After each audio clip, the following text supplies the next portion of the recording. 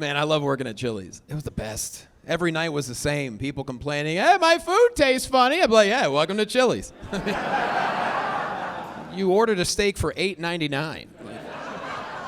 That's the wrong part of the cow. You know, like, I'm wearing jeans and a name tag. Let's lower these expectations here.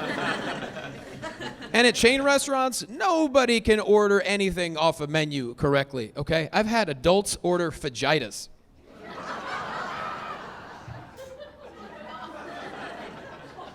And I couldn't laugh in front of them because I was getting paid $2.80 an hour. I needed the tip.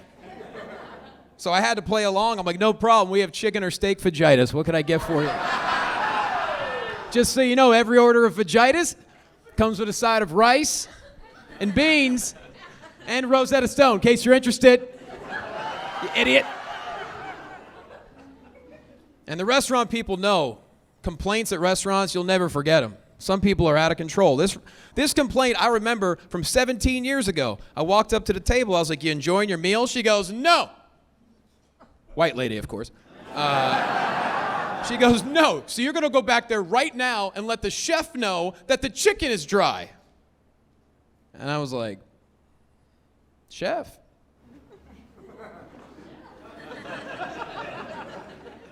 This is Chili's. So I kept a straight face, and I was like, ma'am, we don't have our chef this evening at Chili's. What we do have is my friend Jose and his 4 brothers back there right now. They come to work together. If their car breaks down, we can't even open. That's how this works. So I'm laying off the chef because I've been called pendejo 4 times already tonight. And now I know what that word means. But without a doubt, my 2 favorite mispronunciations ever in restaurant history. No one ever said pico de gallo or quesadilla correctly. Like clockwork, reading off the menu like, oh, okay, here, I'm going to get me the chicken quesadilla, okay? But what are onions, tomato, what is cilantro? I don't know. Oh, and jalapenos are spicy. I don't want those. Okay, let's take off these jalapenos. And I don't want this pico de gallo. But I'm going to have me the chicken quesadilla. I'm like, I'm going to poison you right now. How about that? I'm going to poison you with some uncooked polo. You're going to go home with a strong case of salmonella. So just a heads up. Not going to tell you my exact age yet, but I will tell you that for my birthday this year, my wife got me facial moisturizer. So, yeah, that's a direct hint. You see, because my wife is Arab, and her skin is olive and perfect, and I'm white, and she knows. She knows white people, we age like avocado. That's a fact. We're ripe for like 10% of our lives. Then we just get mushy. But here's the fact that blew my mind. She said, men actually age better than women, so women have to moisturize more than men. And I was like, what? She goes, yeah, men age better than women. I was like, have you seen men? We are gross creatures.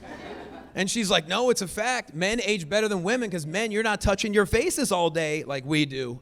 And I was like, well, that would explain why our penises look so old.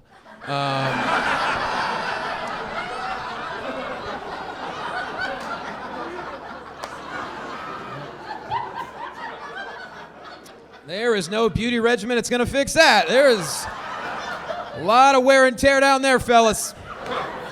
I mean, we might use moisturizer for a couple of seconds, but that's about... Yeah. If you look close enough, there's rings around it like a tree. That's actually how you guess our age. It's nature's way, yeah.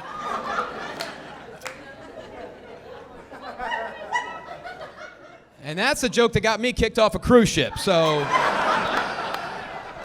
but I will say, though, I did turn 40 recently, so, yeah, that's right. 5 years ago, and I am 40 plus 5. And for the longest time, I didn't think I had a generation, because people born around 1980 were too young to be Gen X, we're too old to be millennials, so we're just floating around refusing to get rid of our CD collection. We don't know. No joke, I found out a month ago, there's a little generation for those of us born from 79 to 82. They call us Zennials. Has anyone ever heard of the Zennials? Yeah, AKA the Oregon Trail generation, which is badass. So for all you Gen Zers here who thought you played Oregon Trail, you didn't play the real Oregon Trail. Oregon Trail in the 90s, that taught you about the casualties of life. No 11-year-old should deal with the responsibilities of your horse drowning because you didn't buy enough axles for your wagon. Oregon Trail was just 1991 Call of Duty. That's all it was. But if you haven't heard of Zennials, I guarantee you have Zennials in your life, okay? You have Zennials, family, friends, whatever. Your Zennial friends have no idea what NFTs are because we're old enough to have watched porn on VHS. That is us. We are generation tracking problem. You have Zennial friends who are now buying electric cars because we're old enough to remember locking the keys in our car and just being screwed. That's us. Whoever did that? You lock your keys in your car, you don't know what to do, you're staring inside the window. People driving by, they think you're breaking into your own car. So you gotta find a local diner. You're like, hey, I need to borrow your phone and a coat hanger.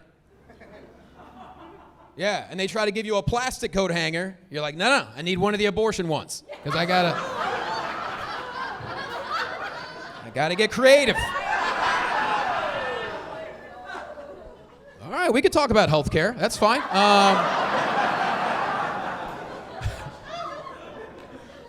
Now's a good time to say I'm a healthcare professional. So there you go. Yeah. We got healthcare people in the house. Okay.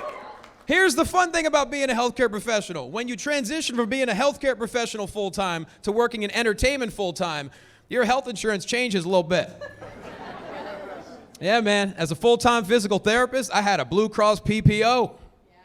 Now, I'm drinking kombucha and hoping for the best. And I don't know if anyone is in this situation. I'm told I have health insurance. Like, I have a card. But it's not in network with anybody. Like, I swear I have, like, the Boost Mobile of health insurance.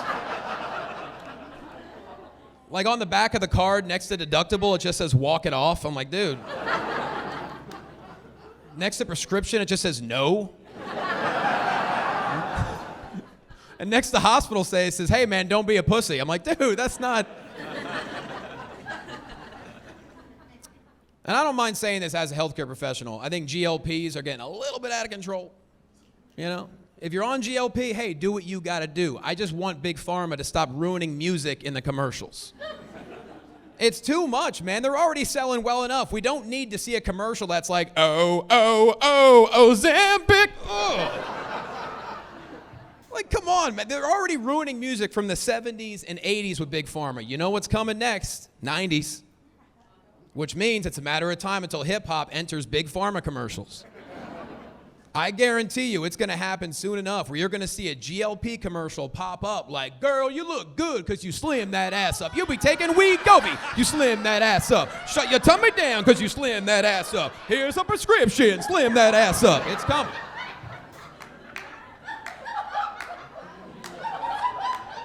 And for all you Gen Zers, that's called back that ass up.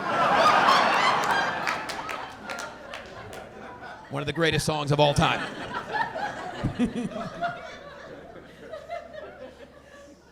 It's funny, too, how everyone on the internet is a health expert. Like, there's a video that can terrify you about everything. I was traveling recently, and my wife sent me a TikTok video warning me not to drink coffee from a hotel room coffee maker. Yeah. Because apparently they're filthy. Yeah, and I watched that video just as I was finishing the coffee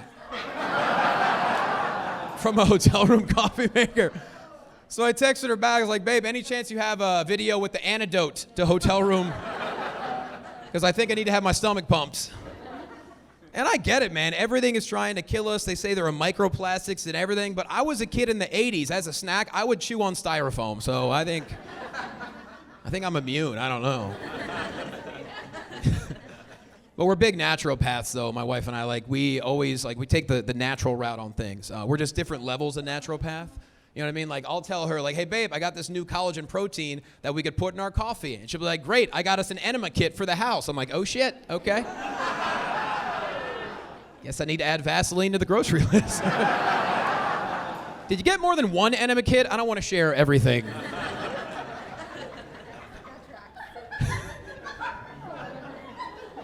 We're also big cuppers. Who's cupping out here? Yeah, just one person. Okay. You know, though. You know how good cupping is. Exactly. If you don't know what cupping is, you've seen it. It's where you take the little plastic circles, you put it on your skin, you connect it to a vacuum gun, and you suck out the demons. That's what's happening. And then your skin gets real dark, you know? And there's actually a phrase, couples who cup together are always purple. That's actually the catchphrase. Just waddle it around like a couple of grimaces, you know? Because here's the thing, everyone in your 20s, you realize at some point, you're gonna get to that point in your 40s where you value function over fashion. Where if your neck hurts, you will cup. You don't care that you look like you have the mumps. You really don't give a shit. You know? I love it. My wife and I go crazy with the cupping. But by the time we're done with the cupping session, I look ridiculous. Like by the time we're done cupping, my lower body still Caucasian. My upper body full on Martian. Like I'm purple. And maybe it's like the healthcare professional in me, but women, it's obvious. Women go through so much more day to day physically than men ever will. Like women have had to evolve so much more over history. You know, like it's amazing to me when you think about it. It wasn't that long ago in history that when a woman would go through menopause, that meant she was going to die soon. That's crazy to think about. Because now when a woman goes through menopause, it just means her husband wishes he would die soon. And that's evolution right there. And women are very calculated when they say things. They always have reasons. You know, like my wife will always call me her best friend. Who's here with their best friend tonight? Exactly. She'll say things like, well, you know, you're my best friend because there's no one else I'd rather spend my time with. I could tell you anything, and I could just be myself around you.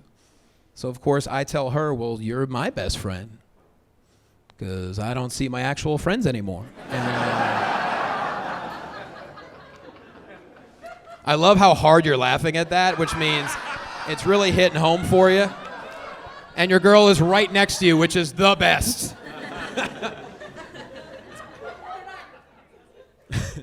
But we do have a family, though. Here's the thing, though. I didn't create a family. I gained a whole family. Yeah. I went from nothing to too much. Because I got married, and now I have a wife, and I have 3 stepkids, aged 21, 19, and 14, with the 2 oldest being girls, and we have 2 rescue dogs and 4 rescue cats. Yeah. So you guys are here for a night out? So am I. All right?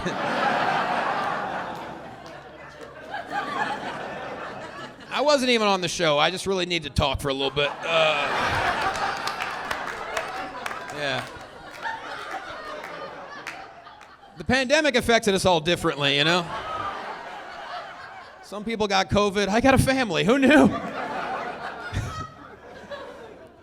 And we're a blended family. I never knew what blended meant until I gained my family. Here's what the definition of a blended family is. A blended family is when you see a family out in public and you see the kids and then you see the parents and you're like, no fucking way. That's not... One of them showed up real late to this situation. Because I mentioned, my wife is Arab, my kids are Arab. They speak 2 languages, I barely speak 1. So now every single day, I'm just trying to figure out if they're talking shit about me in Arabic. That's pretty much just holding up my Google Translate. And man, our family photos, I love going out in public with my family because we just confuse people. Like, when we take a photo together as a family in public, people are just walking by like, why is that white dude photobombing the rest of that family? We're at Disney. I got my arms around. I'm like, who wants to go on Space Mountain? Yalla, come on, kids.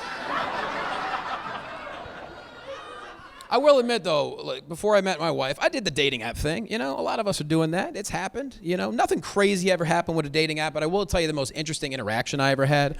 I matched once with a transgender woman on a dating app.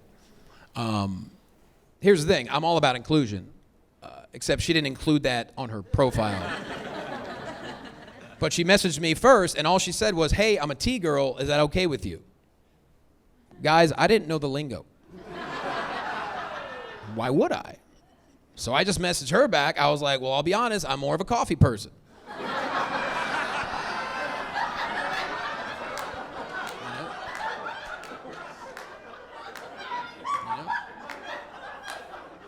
I like tea. Love matcha. Always down for a latte. So if you want, you just call me a T-boy. Like, I'm cool.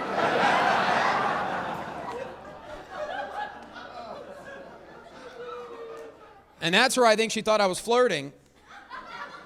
And she messaged me back, well, actually, I prefer a tea bag.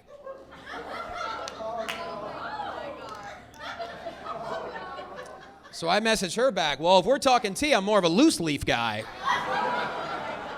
So that's how you get the flavor.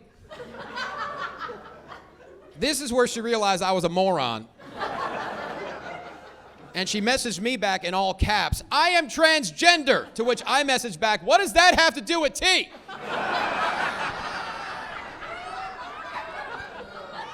To which she messaged back, this is a dating app. And I said, yeah, and it's called Coffee Meets Bagel. Which means you discussing a caffeinated beverage outside the world of Java, that's breaking the rules. So she messaged me back, now I regret becoming a woman, and she blocked me, so that was it. Enjoy the rest of the show, guys. I'm Jonny Loquasto. Thank you.